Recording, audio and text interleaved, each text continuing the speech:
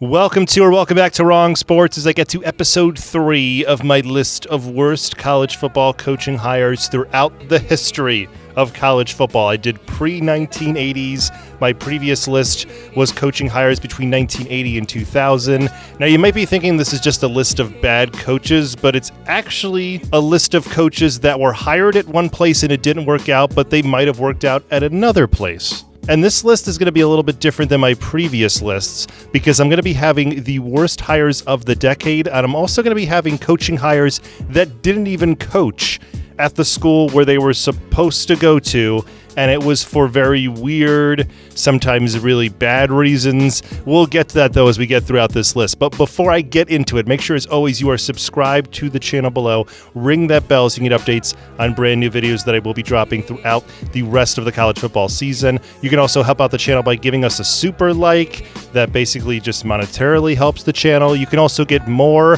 out of this channel by checking out my Patreon, patreon.com/wrongsports. I drop exclusive content there. I have exclusive podcasts, exclusive videos there for members, so make sure you check that out. Link is also in the description below. And one more thing, if you can please like this video and share this channel with other college sports fans.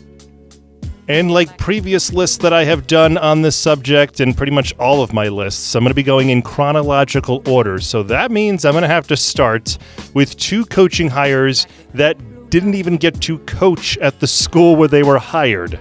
First, I got to go to George O'Leary. He was coming off of a successful run at Georgia Tech, and after the 2000 season, Notre Dame were looking to hire him. Apparently, they didn't do their vetting on him, as Notre Dame hired him a few days after getting rid of their previous coach, Bob Davies, and in the ensuing days, writers and fans combed through O'Leary's background and found that he lied about numerous things. He said that he played 3 years in college, but he never did, and the old coach at the school where he said he played had no recollection of him, so that made it look a lot worse. In addition, he said that he had a master's degree, but the school that he said he got it from didn't even have a master's program.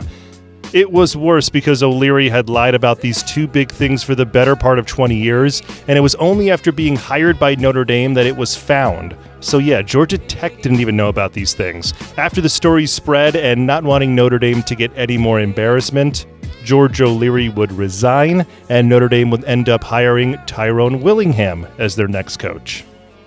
Next up, I got to go to one of the most infamous of all the coaches that never got a shot at coaching at the school where he was supposed to be coaching at. That would be Mike Price when he was picked to be the next Alabama head coach. Do you remember this? Because it was pretty infamous. First off, though, Price was known for his offense as he coached up Washington State to winning the Pac-10 and going to the Rose Bowl twice.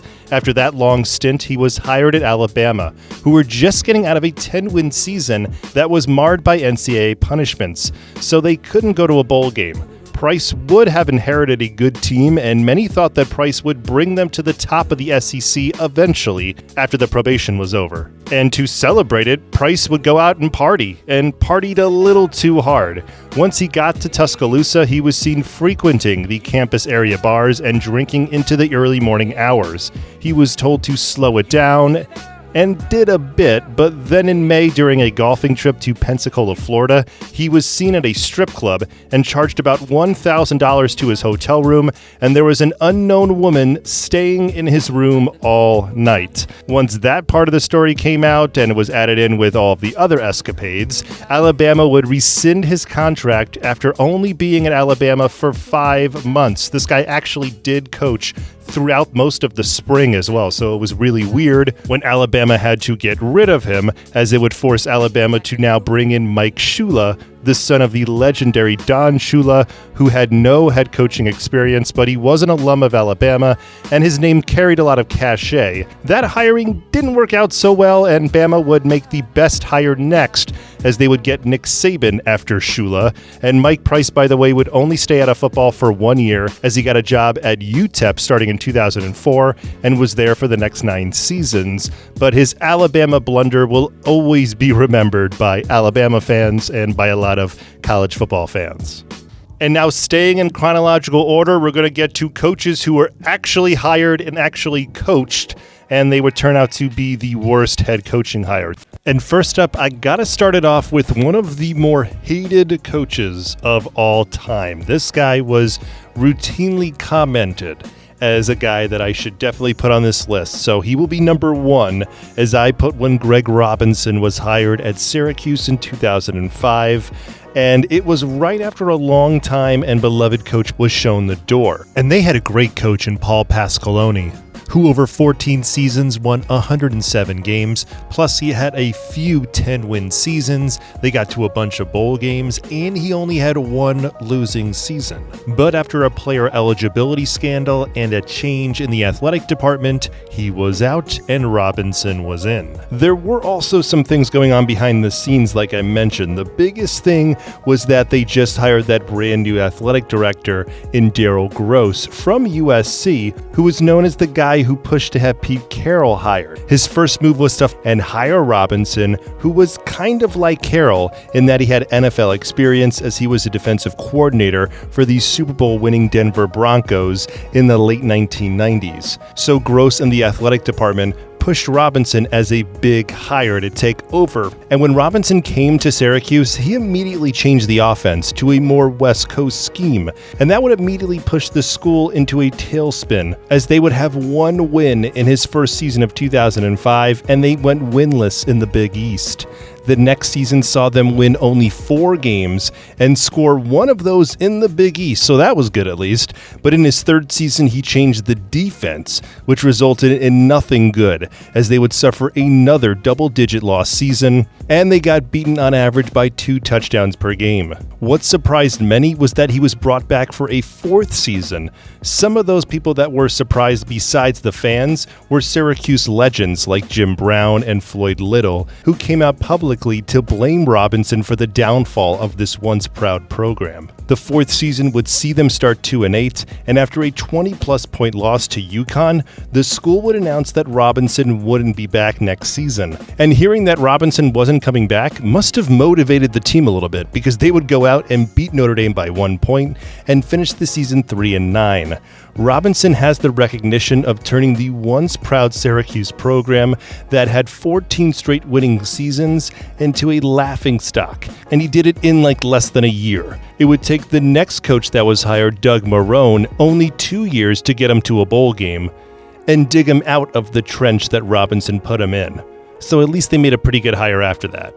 Next up, this was going to be a dual pick from the same school, since both of these coaches completely collapsed at Washington. But instead, I'm just going to go with the second guy. So we're going with Tyrone Willingham when he was hired at Washington in 2005. I was going to add in his predecessor, Keith Gilbertson, but I felt like he was thrown in way too late for the job, and he clearly didn't do all that well. But Tyrone Willingham did even worse. Let me break it down. First off, though, Tyrone Willingham was a quarterback and wide receiver at Michigan State in the mid-1970s. After that, he moved around the college world, becoming a position coach for teams like his alma mater, Michigan State, NC State, and Stanford under the legend Bill Walsh. That job would lead him to meeting Dennis Green, who took him to the NFL when he got the job at the Minnesota Vikings. His time assisting under Walsh and Green got him the job back at Stanford to replace Walsh in 1995. Over the next 7 seasons, Tyrone Willingham would do a great job leading Stanford to the Rose Bowl in 1999 and also 4 bowl games out of 7 years. He was thought to have this job for as long as he wanted it. That would be the case until a big coaching vacancy would open up at Notre Dame. I have talked about why this happened already, but Willingham was hired on New Year's Eve 2001 to lead Notre Dame in 2002.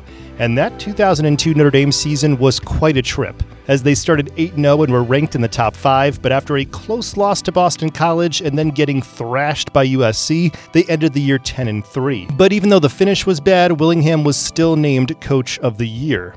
However, the next 2 years at Notre Dame weren't that great, as they went 11-12 over those 2 years, and he was pushed out before the 2004 season was over. And the ending of his career at Notre Dame didn't seem to deter Washington, who were looking for someone to change the image of their school that had fallen on hard times after Neuheisel's fiasco, and yes, I will mention him coming up, and also after Gilbertson's last 2 years. Willingham had a bunch of returning players from the previous year, which didn't go all that great. They only had 1 win, but Willingham would be strict with this new team, making sure they attended class and kept out of trouble.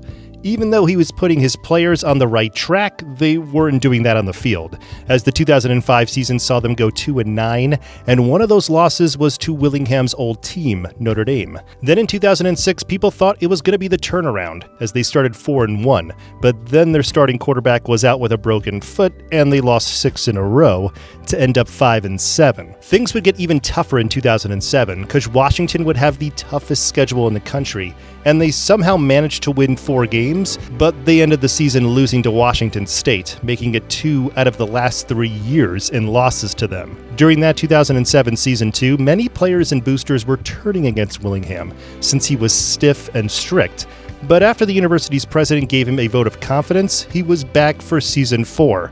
And that would turn out to be a terrible decision, as Washington went 0-12.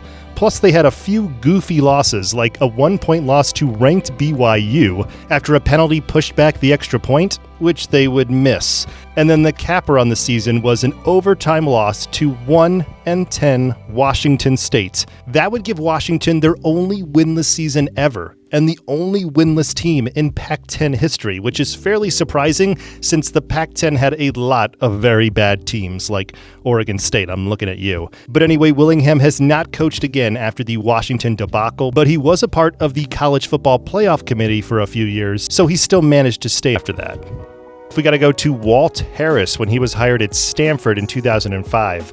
This guy was also known as an offensive guru and quarterback whisperer in the NFL, but when he got the job at Stanford in 2005, he fell apart. Walt Harris was known as a West Coast guy with an innovative offensive style that he used to get great offensive numbers at College of Pacific in the 1980s and 1990s. The only thing was that the defenses weren't very good, so he never had a winning record.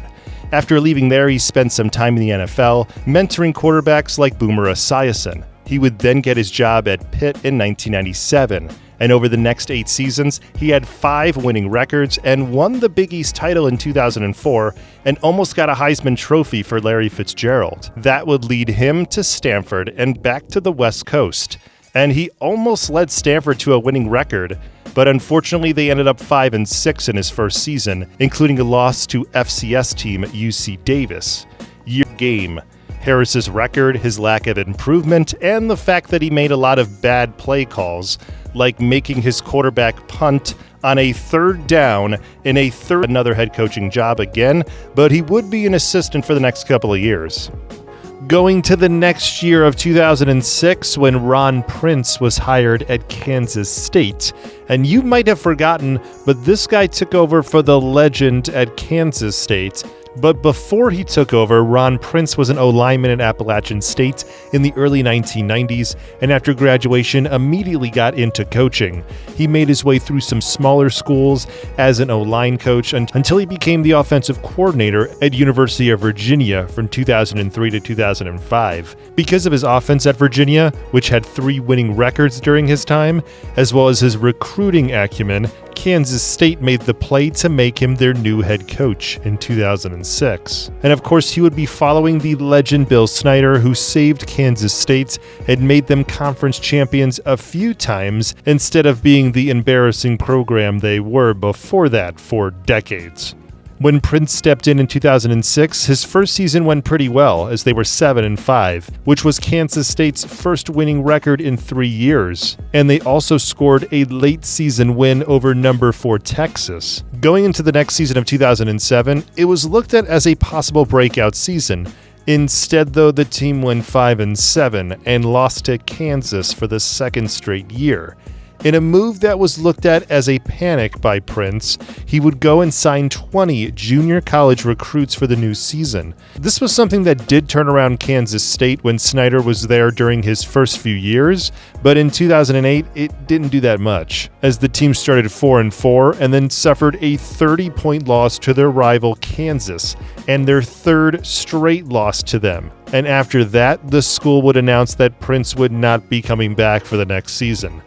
After that, the team would finish 1-2 for another 5-7 record, and they were 17-20 over the 3 years Prince was coaching, and 9-15 in the Big 12. Their junior college signing frenzy was seen as the beginning of the end for Prince, but it was more due to the fact that he was never able to beat Kansas, Nebraska, or Missouri during the 3 years he was there. His coaching hire was also bad because the school signed him to a new deal before that final season of 2008, meaning that they had to buy out his contract, and that took almost 4 years to clear off the books.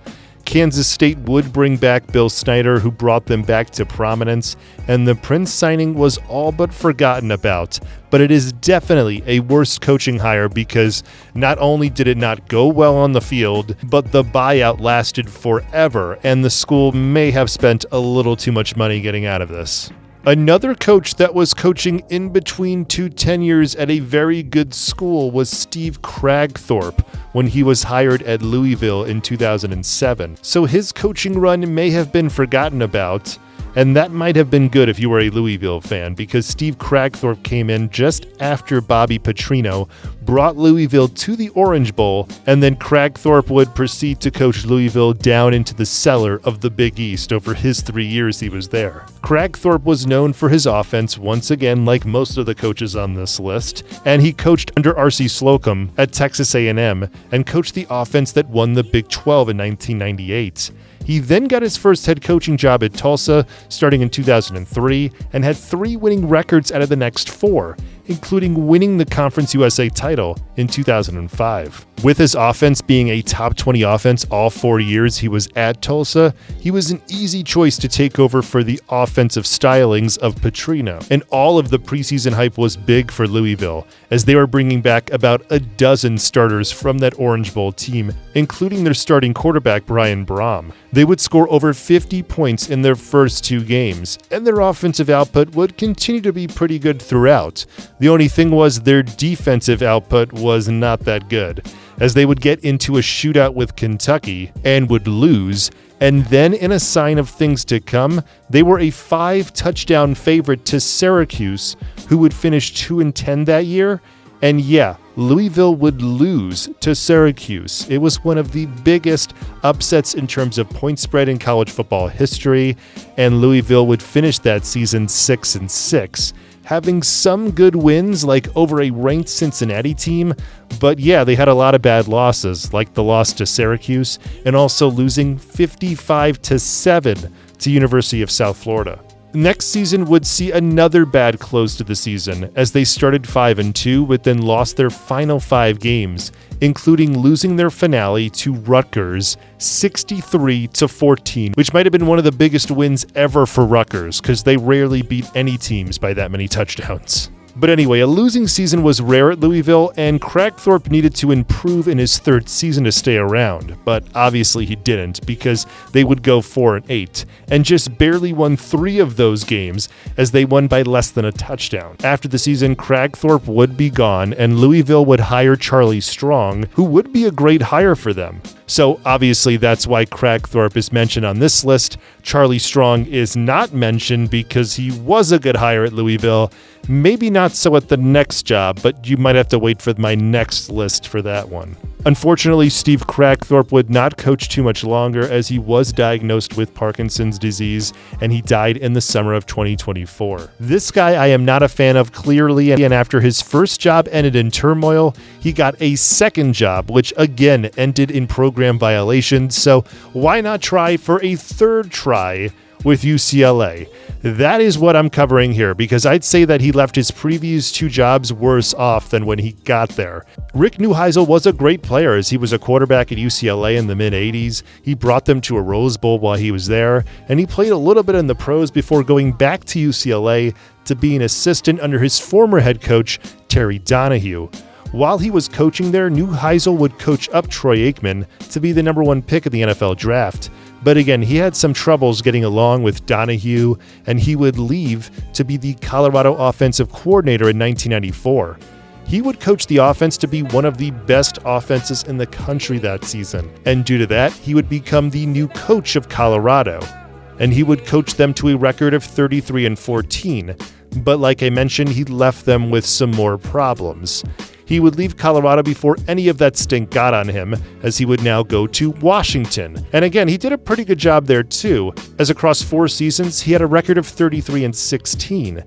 But after a gambling investigation started with the NCAA, and Neuheisel either lied or was not cooperative, he was pushed out of Washington. He would go to the NFL to be an assistant coach for a bit, and then got the job I'm talking about now at UCLA. Neuheisel would be helpful for UCLA, as he did recruit quite well, even though he never had a record better than 7-6. And he never could win like he did at his previous jobs, as across all the seasons he was at UCLA, he had a 21-29 record, and he never won the Pac-12. The only time he got close was in his final season, and that was a fluke because UCLA was 6-6 and were 5-4 in the Pac-12 South. But due to USC being on probation, UCLA was placed into the title game. This was after UCLA, by the way, lost by 50 to USC the previous week. And of course, UCLA would not win the Pac-12 title game either. And after that loss, UCLA would finally cut Neuheisel loose. He didn't get another coaching job, and after the UCLA job, it was pretty clear that he didn't deserve another one either. Thank goodness. He's good on TV, just leave him there. This next coaching hire looked like it should have been a really good hire, but it just wasn't at all. It should have been good though. Rich Rodriguez going to Michigan, because remember, Rich Rodriguez was the hottest head coaching commodity at this point, and Michigan gave him a shot, and it totally failed. That's the story of Rich Rodriguez pretty much when he was hired here at Michigan in 2008. Rich Rodriguez was known to be an offensive guru, and he made a name for himself when he was a head coach at Glenville State in West Virginia from 1990 to 1996. He would springboard that into being a D1 college football offensive coordinator at Tulane from 1997 to 1998, helping to lead them to their undefeated season in that final season. He would then follow Terry Bowden to Clemson for 2 years before he got a head job back in his home state. And at University of West Virginia, it took him a year or 2 to get his players in the system, but once he got those players in the offense, they were unstoppable, man. The Mountaineers were awesome. They won the conference 4 times, and they had 3 straight double-digit win seasons. After that final one, where they were so close to going to the national title game, except for that loss to Pitt, which I won't talk about, Rich Rodriguez would leave West Virginia and go to Michigan. He would be taking over for the longtime coach Lloyd Carr, and he would really change some things, like mostly everything. As he got rid of most of the previous staff, he changed the strength and conditioning facilities, and he installed the spread offense. He would bring in some good players though, as he had a top 10 recruiting class, but it didn't show on the field, as the 2008 season was the worst season in Michigan history, as they went 3-9. After that season, a few players would transfer, and the team got slightly better, going 5-7, but they were only 1-7 in the Big Ten. The third season had an NCAA investigation hanging over it, and it looked like the team was starting to play for him, as they started 5-0, including beating Notre Dame. But then they lost 3 straight games, and they did manage to win a few more to get to 7-3, but then they got a 20-point loss to Wisconsin at home and a 30-point loss to Ohio State. They would make it to a bowl game under Rich Rodriguez going to the Gator Bowl, but they lost in that one too in horrible fashion, 52-14. After that loss, he and the rest of the staff were fired, and it was mostly due to him not being able to win versus rivals like Ohio State. But also it was due to the fact that some players would transfer. Actually, a lot of players would transfer.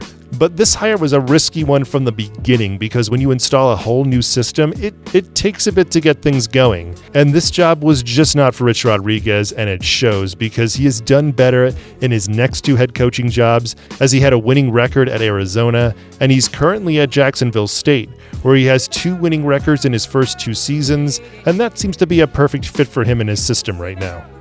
So there you have it, the 3rd list of the worst head coaching hires, and also some coaches who didn't even get to coach after they were hired during the decade of the 2000s. Tell me what you think in the comments below. Tell me if there's other coaches I'm forgetting or other coaches you think I should cover in the future. An other coaches stories list, other coaches stories videos, because I'm going to be doing more of those as well. If you missed it, I put out one about Rick Carter, a coach that not many people know about, so definitely check that one out. I have a link in the description below. I also have it in the archives as well. But I will be having one more list, my final list of the worst college football coaching hires from the last 15 years.